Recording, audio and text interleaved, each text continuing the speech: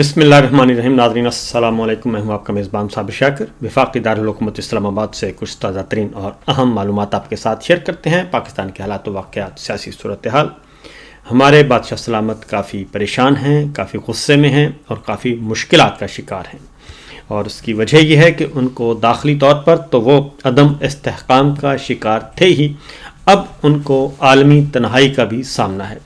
और जो माजी में जिस कार्ड को इस्तेमाल किया जाता था वो कार्ड था Afghan card, Afghanistan card, Taliban card, और ये सब कुछ इस्तेमाल किया जाता था। दहशत गर्दी के ख़िलाफ़ जंग को इस्तेमाल किया जाता था और फिर शिद्दत पसंदी के ख़ात्मे को इस्तेमाल किया जाता था। ये सारे कार्ड्स इस्तेमाल किए जाते थे। वो सारे के सारे कार्ड्स जो हैं वो डिस्क्रेडिट हो गए हैं और अब वो कार्ड्स नहीं चल रहे, और ना ही वो कार्ड चाइना में चल रहा है और ना ही वो कार्ड वाशिंगटन में चल रहा है और ना ही वो कार्ड बरतानिया और यूरोप में चल रहा है। और ये कार्ड डिस्क्रेडिट हो गया। उसकी वजह यह है कि वो कहते हैं कि आपकी क्रेडिट हिस्ट्री जो है वो दुरुस्त नहीं है और आपकी बैलेंस शीट ख़राब हो चुकी है। आप डबल गेम करते हैं, आप अपने मफादात के लिए बेवकूफ़ बनाते हैं। और ये कौन कह रहा है? ये इस वक्त पाकिस्तान का दोस्त ममालिक भी यही बात कर रहे हैं और पाकिस्तान के इत्तेहादी ममालिक भी यही बात कर रहे हैं। इसलिए वो कहते हैं कि हम आपके ज़रिए से बात नहीं करेंगे, अब हम बराह रास्त बात करेंगे। लिहाजा ये सब कुछ हो रहा है। कुछ खबरें हैं आपके साथ शेयर करते हैं। इस वक्त एक तो ये है हमारी दाखिली और ख़ारजी एक मजमूई मैंने आपको एक तस्वीर पेश की है, लेकिन हो क्या रहा है? हो ये रहा है कि गिरफ्त, हमारे सिस्टम से पे गिरफ्त जो है जनरल साहब की कमज़ोर हो रही है। और जो उनका एक नया तस्वुर, उन्होंने बड़ा खूबसूरत लफ्ज़ दिया हार्ड स्टेट का, तो हार्ड स्टेट पे भी बहुत ज़्यादा तनकीद शुरू हो चुकी है। और उसमें अब आलमी ज़राए इब्लाग भी जनरल साहब को बता रहे हैं कि हार्ड स्टेट नहीं, आप आहनी हाथ तो इस्तेमाल कर के आपने बहुत अरसे से आहनी हाथों से निमट के देख लिया, अब ज़रा आप आइन के अंदर आएँ, आइनी हदूद में आएँ। वसूतुल्लाह खान साहब का बहुत अच्छा एक आर्टिकल BBC में आया है। उनका भी यही कहना है कि जनाब आप आइन की हदूद व क़यूद में आएँ बादशाह सलामत, और आप पाकिस्तान को एक वेलफेयर स्टेट बनाएं और आपका जो काम है आप वो करें। आप बजाय इसके कि आप सियासी अमूर में, रियासत के अमूर में, हुकूमत के अमूर में, मुख्तलिफ महकमों में मुदाखलत करें और हर चीज़ को अपने कब्ज़े में लेने की कोशिश करें, ये सिलसिला नहीं चलेगा। इसी तरीके से हमारे जो प्रो एस्टेब्लिशमेंट हैं, बहुत ही करीबी समझे जाते हैं, और शाहिद खाकान अब्बासी साहब, उन्होंने भी ये कहा है, मौलाना फजलुर रहमान साहब भी ये कह रहे हैं, और मुफ्ता इस्माइल साहब भी ये कह रहे हैं, मुस्तफ़ा नवाज़ खोखर साहब ये कह रहे हैं, और ये सब के सब जो लीडरशिप है जो समझी जाती है कि ये इस्टेब्लिशमेंट के करीब है, वो भी ये बात कर रहे हैं कि जनाब गैर शफ़ाफ़ इंतखाबात और गैर नुमाइंदा हुकूमतें मसाइल की जड़ हैं, इसलिए आप इस चीज़ को ख़त्म करें और बाकी मामला खुद ब खुद ठीक हो जाएंगे। अब आते हैं ज़रा ख़बरों की तरफ। दो ख़बरें आपके साथ शेयर करनी हैं। पहली ख़बर है कि इमरान खान साहब की रिहाई और उनको पेशकश की जा रही है। इमरान खान साहब को हुकूमत कहती है कि जनाब हम रिहा करने के लिए तैयार हैं, और साथ ही मुस्लिम लीग नवाज़ ख़ास तौर पे इमरान खान साहब को ये मैसेज कन्वे कर रही है कि आपको जेल में हमने नहीं रखा हुआ, इसमें हमारा कोई दोष नहीं है, यह तो आपको जनरल साहब ने अंदर रखा हुआ है और जनरल साहब के हुक्म पे आप अंदर हैं, इसमें हमारी कोई ज़ाती दुश्मनी नहीं है आपसे, और इसलिए हमारे साथ मामला तय कर लें और हमें इस कज़िये से निकाल दें। अब उसमें ज़ाहिर है पस पर्दा एक पैगाम रसानी का काम होता है, चलता है, तो उनको पता है नून लीग को, क्योंकि नून लीग के अंदर जब गपशप होती है तो नून लीग को पता है कि जनाब जनरल साहब तो आज हैं कल नहीं होंगे, नए जनरल साहब जब आएंगे उनकी पॉलिसी क्या होगी हमें क्या पता, क्योंकि इनकी पॉलिसियाँ तब्दील होती रहती हैं। और इसलिए जो आज इस्टेब्लिशमेंट की सोच है, आज जो मिलिट्री लीडरशिप की सोच है, आज जो इदारे जिस सोच पे या जिनके अहकामात पे चल रहे हैं, कल को जनरल साहब जो हैं नहीं होंगे और रिटायर हो जाएंगे, और उसके बाद फिर क्या होगा, क्योंकि नए जनरल साहब नई पॉलिसी के साथ आएंगे, नए नज़रिए के साथ आएंगे, नई सोच के साथ आएंगे। लिहाजा मुस्लिम लीग नवाज़ ये कोशिश कर रही है कि मामलात को اپنے یہ جو کمبل ہے اپنے اوپر سے اٹھا کے پھینک دیا جائے، ان کے ڈال دیا جائے، راولپنڈی میں ہی ڈال دیا جائے، اور یہ ساری چیزیں چل رہی ہیں۔ لہٰذا عمران خان صاحب کے لیے کہا جا رہا ہے، اور رانا ثناء اللہ صاحب نے یہ کہہ دیا ہے کہ ہمیں کوئی اعتراض نہیں ہے، اگر عمران خان صاحب کو رہا کیا جاتا ہے تو حکومت کو کوئی اعتراض نہیں ہوگا اور عدلیہ سے ہو جائیں۔ دوسرا انہوں نے ایک اور بات بھی کی ہے، انہوں نے کہا کہ دیکھیں آپ جو پیرول پہ رہائی کے لیے عمران خان صاحب اگر درخواست دے دیں تو ہم اس پہ غور کرنے کے لیے تیار ہیں۔ دراصل انہیں یہ کہا جا رہا ہے عمران خان صاحب کو کہ جناب، اور پی ٹی آئی کو، خاص طور پہ پاکستان تحریک انصاف کو، کہ کوئی ہلکی پھلکی سی کوئی چٹ آپ دے دیں ہم، تاکہ اس کو پروسیس کریں اور عمران خان صاحب کو جیل سے باہر لانے کی کوشش کریں۔ لیکن عمران خان صاحب نے ایسی کوئی بھی پیشکش قبول کرنے سے انکار کر دیا ہے اور ایسی کوئی بھی درخواست دینے سے منع کر دیا ہے، اور انہوں نے کہا ہے کہ بالکل ایسا کچھ نہیں، تمام کے تمام مقدمات جھوٹے ہیں اور میں اس کو مقابلہ کروں گا۔ اور یہاں تک کہ انہوں نے کہا کہ ڈوگر کورٹ ہو یا پھر غیر آئینی ترمیم کے نتیجے میں غیر آئینی جو ہیں پپٹ کورٹ ہو، تو پپٹ کورٹس کے سامنے بھی ہمیں جانا پڑے گا، تو ہم جائیں گے اور ہم وہیں سے اپنے آپ کو بری ذمہ قرار دلوائیں گے، اور اس میں مجھے کسی قسم کی کوئی پریشانی لاحق نہیں ہے۔ لہذا انہوں نے صریحاً انکار کر دیا ہے۔ دوسری جانب ایک اطلاع یہ ہے کہ عید سے پہلے پیشکش کی گئی ہے کہ ہم گڈ ول کے طور پہ بشرا بی بی کو رہا کر دیتے ہیں، اور بشرا بی بی کے بارے میں آپ کو معلوم ہے کہ ایک ہی ان کا مقدمہ ہے، اور اس وقت القادر ٹرسٹ میں ان کو گرفتار کیا ہوا ہے، ان میں سزا سنا کے جیل میں رکھا ہوا ہے، اور باقی کسی مقدمے میں ان کی گرفتاری نہیں ہے، یہاں تک کہ 9 مئی کے مقدمات ہوں یا 26 نومبر کے، اس میں ان کی تمام مقدمات میں عبوری ضمانتیں ہو چکی ہیں اور عبوری ضمانتیں ایکسٹینڈ ہو رہی ہیں، اور آخری جو ہیئرنگ ہوئی ہے اس میں مئی تک ان کی عبوری ضمانتوں کی توسیع کر دی گئی ہے۔ لہٰذا ایک اطلاع یہ ہے کہ بشرا بی بی کو عید سے پہلے رہا کرنے کی پیشکش کی گئی ہے، اور اس میں عمران خان صاحب نے اس کو یہ واضح کیا ہے کہ یہ میرے لیے کسی قسم کی کوئی فیور نہیں ہوگی، کیونکہ بشرا بی بی کے خلاف مقدمہ ہے ہی جھوٹا، میرے خلاف مقدمات ہیں ہی جھوٹے۔ جب جھوٹے مقدمات ہیں تو اس میں سیاسی انتقام کا آپ نشانہ بنا رہے ہیں، وہ جب تک چاہیں آپ بناتے رہیں۔ دوسری جانب میاں صاحب نواز شریف صاحب کے بارے میں یہ خبر گردش کر رہی ہے، بلکہ زیر گردش کروائی گئی، اس خبر کو گردش میں لایا گیا،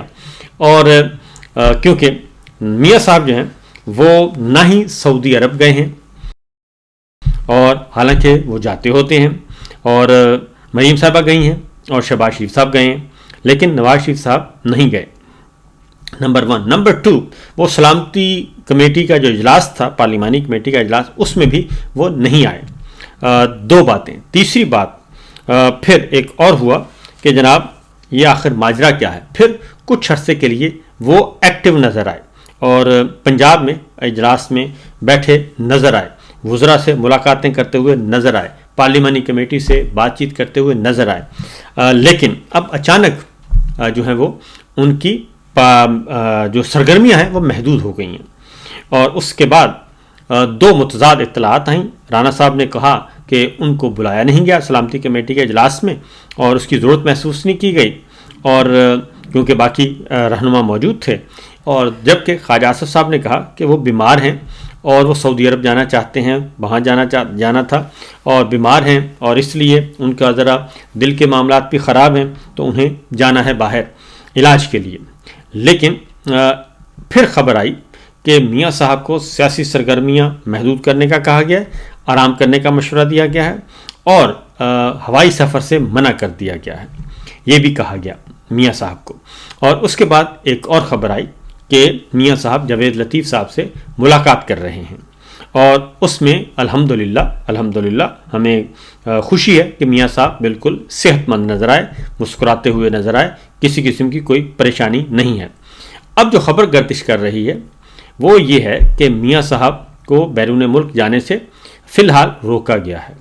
اور اس کی کئی وجوہات ہو سکتی ہیں، اور اس میں وہ بیرون ملک کیوں جانا چاہتے ہیں، کیونکہ اس وقت معاملات جو ہیں وہ کافی گھمبیر ہوئے ہیں، اور ایک جو